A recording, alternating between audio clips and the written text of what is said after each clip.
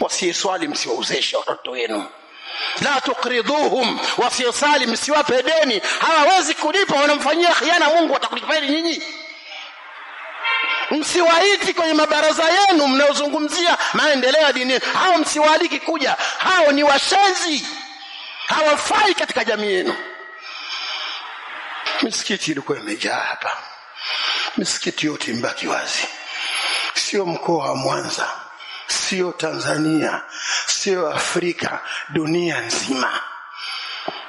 Watu wameacha kusali, wamerudi kuwa kwa shetani ndio rafiki yao, wamevunja uhusiano wao na Allah subhanahu wa ta'ala.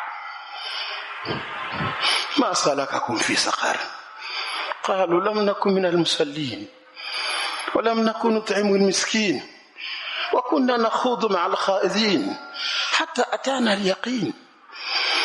Aya Qur'ani na miaka hiyo. Malaika wanauliza nini kimwaleteni kwenye moto wa Sakar? Wanawauliza watu wanapelekwa motoni. Wanasema lam nakum minal musallin, sisi tulikuwa tuswali. Kesi yao ya kwanza walikuwa hawaswali. Wala mnakum nut'imu miskin, wala uwezo tuliokuwa nao hatukutaka kuwasaidia wengine wenye shida, maskini na wenye shida.